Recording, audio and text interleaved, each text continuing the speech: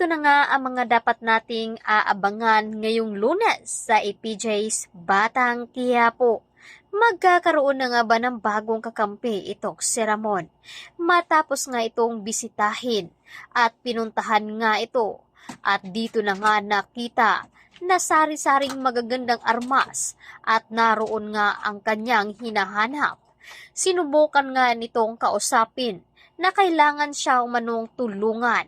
Ngunit sinabi nga ng taong ito na nakapag-deal na nga daw ito sa ibang tao at hindi na ito pwedeng makipagtulungan kay Ramon. Ngunit sa kasamaang palad, dito na nga ay pinakitaan ng galit ni Ramon. Agad ngang tinutukan ni Ramon ng baril, kaya wala na itong magawa pa hanggang sa itinaas nga niya ang kanyang mga kamay upang sinyalis na pumapayag nga ito sa gustong mangyari dito ni Ramon. Dito na nga sasabihin ni Ramon na kakailanganin nila ang mga magagarang armas upang labanan ang mga gerero. At dito rin ay sasabihin ni Ramon na malaki pala ang pagkakautang niya dito dahil si Ramon ang tumulong niya upang magkaroon ng magandang negosyo. Kaya naman wala nang nagawa at umuo na ito sa kagustuhan dito ni Ramon. Samantalang, pumunta na nga si Punggay sa hotel ng mga Mondragon at doon nga ito pumunta sa kwarto kung nasaan ay naghihintay nga si Rocky Boy.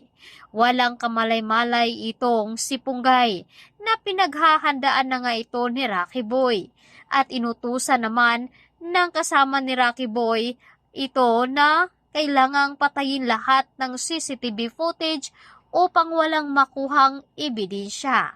Ang hindi alam nila na nakapasok rin doon si Tanggol upang mag-espiya at mag-imbestiga. At dito nga sa pagpasok ni Tanggol ay sakto naman na nakita itong si Divina at nakipag-deal nga ito sa isang congressman na kakampi dito ni Brando. Hanggang sa pumunta sa itaas at dito na nga pinag-isa-isa ni Tanggol ang mga tauhan dito ni Rocky Boy. Kaya naman kinakabahan nitong si Divina at pinapaakyat nga nito ang kanyang mga tauhan at doon nga ito naggulat. Kaya nagsipaghandaan ang lahat upang pumunta sila sa itaas dahil naroroon si Tanggol. Subalit ito namang si Tanggol ay sa kabilang kwarto nga ito napunta at sa kanyang pagtulak ng pintuan ay doon bumungad sa kanya si Punggay.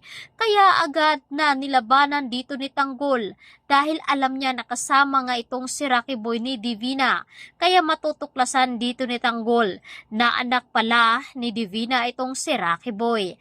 Hanggang sa nakipagtulungan nga itong si Punggay at dito na nga tumalon sa itaas ng Mondragon Building kung saan ay nasa ibaba naman si Tanggol at agad niyang tinulungan si Punggay upang pasakayin ng kanyang motor.